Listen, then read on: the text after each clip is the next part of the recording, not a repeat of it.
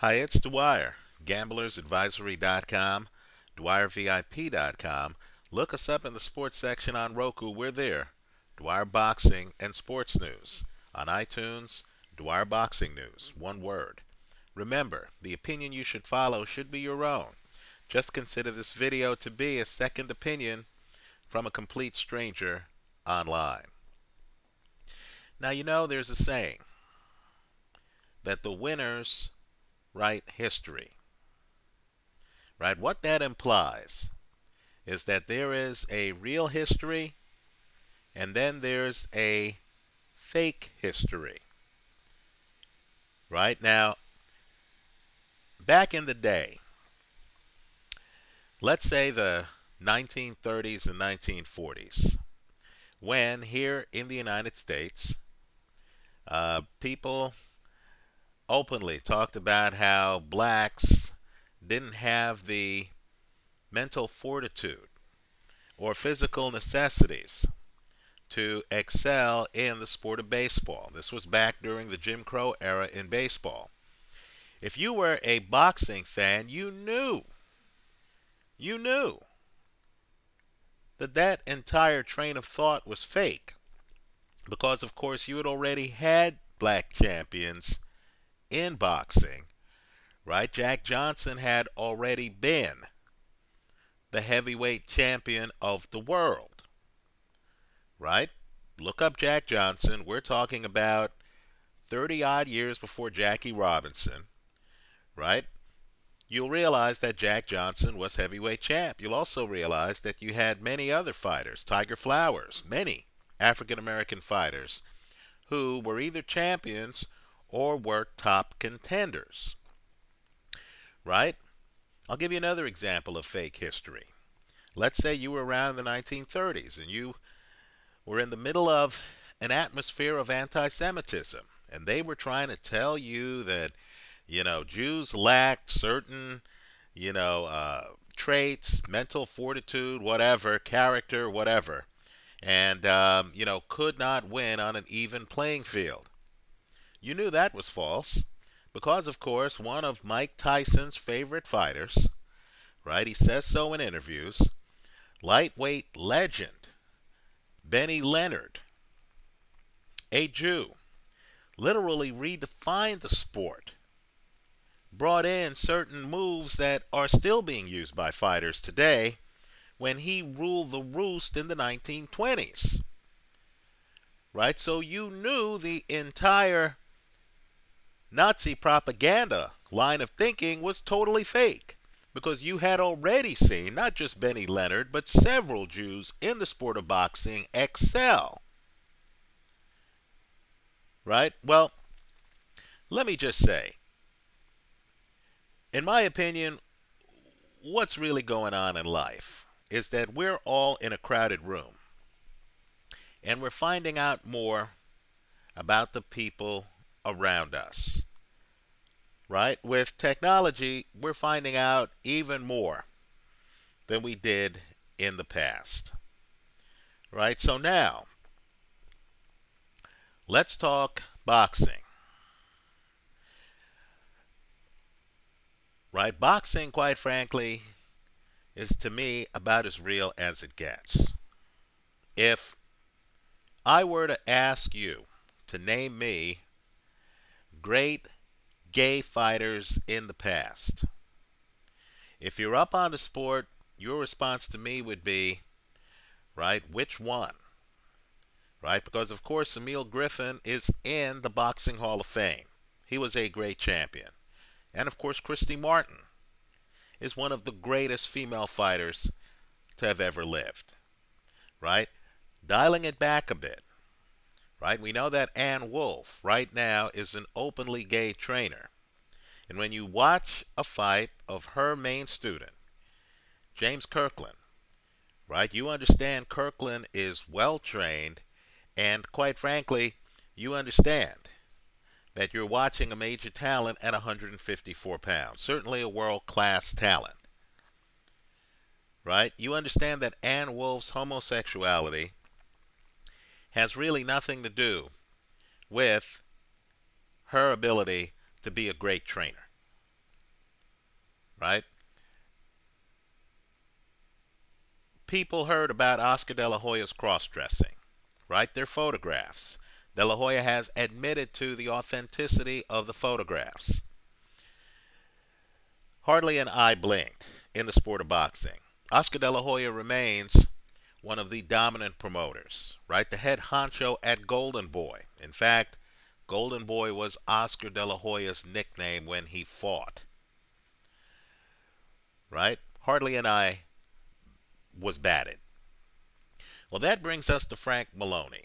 Now, Frank Maloney, for those who remember, was one of the biggest promoters in the sport of boxing, right? His main client was former heavyweight champion Lennox Lewis. This was back in their heyday when Lennox Lewis ruled the roost, right? Frank Maloney was one of the biggest names in the sport. Well, now we're finding out that Frank Maloney no longer exists, right? Frank Maloney has come out and has said that he realized early on in his adult life that he always wanted to be a woman, right? And so Frank Maloney is in the process of realizing his dream. Right now, Lennox Lewis has issued a statement. I encourage everyone to Google it. Right? I can't do it justice here in this video. It's better that you read the statement. It's very classic. It's very classy. It's quintessential Lennox Lewis. Lennox Lewis embraces whatever life path Frank Maloney wants to pursue. Right? He embraces the fact that and respects the fact that Frank Maloney wants to be a woman and is moving in that direction. I consider this to be one of boxing's finest hours.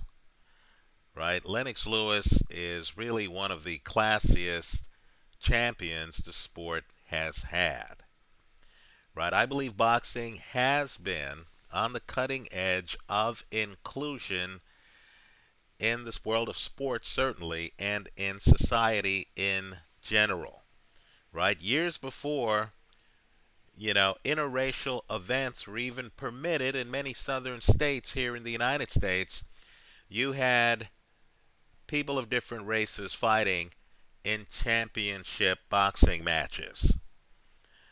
Right? Let's view this as just another example of boxing being open. Right? The boxing community, all I can say is it's one of the few communities that are as inclusive as it is. Right? Let's keep it that way. Let me move on. Let's talk about other news. Some legal news as it relates to boxing. I told you in an earlier video that I thought that Sergei Kovalev and Main Event's lawsuit against Adonis Stevenson's management group had little chance of success. Right? As I saw the lawsuit, it fell into one of two categories. Some attempt to use the court for leverage in contractual negotiations for a fight. Right? We'll call that the contractual negotiations idea. Right? Or it fell into the PR camp idea. Just to remind fans that Sergei Kovalev was ready, willing, and able to fight Adonis Stevenson. Right? Fighters want the world to know that they're unafraid. Right? Their management group wants the world to know that they're not the reason why a fight the public wants is not taking place. Right? Well, my point to you is whenever these lawsuits are filed, and I don't care who files them, right, you really shouldn't start to pay close attention to the lawsuit or to take it seriously until it's ready to go to trial. Right? Because I'm telling you, more than 50% of lawsuits are filed for a host of reasons. Right? This was one of them. Now that Kovalev has signed to fight Bernard Hopkins, his group quietly has dropped the Adonis Stevenson lawsuit.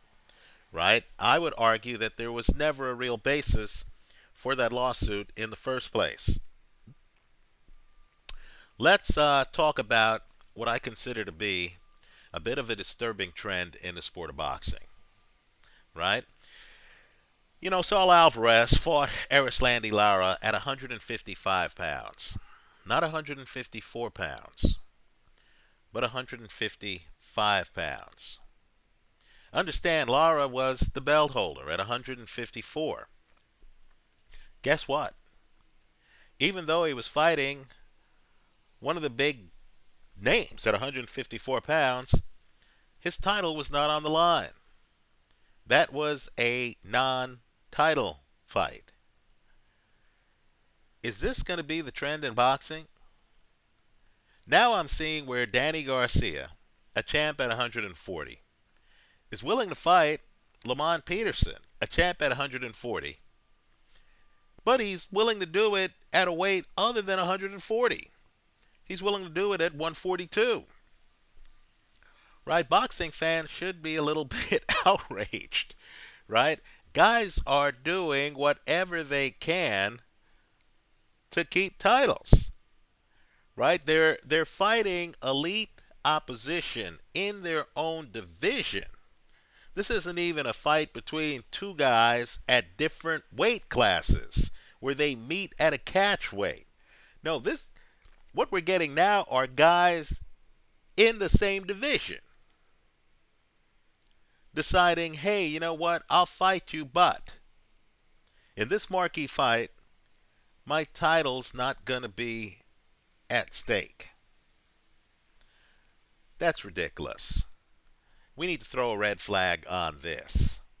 If Lamont Peterson decides to fight Danny Garcia, right, and if these guys don't abdicate their belts, in other words, if they're still portraying themselves to the public as 140-pounders, then that fight needs to take place at 140. Right? Don't insult the fans by telling us that two reigning light welterweight champions fighting each other is not a title fight.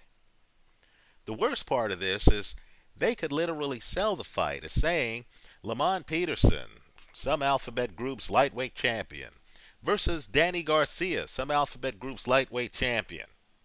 Right? See this fight live on Saturday, whatever. Right? I guarantee you 95% of the public is going to think that's a championship fight. Right? They're not going to see the asterisk that says none of these belts will be at risk during the fight.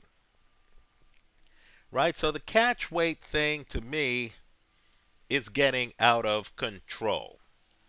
Right? It's one thing if, let's say, Gennady Golovkin were to fight Julio Cesar Chavez Jr. at a catch weight.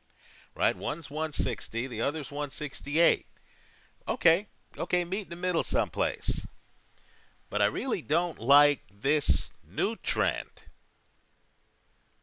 Right? Where champs at the same weight class are curiously fighting at a different weight.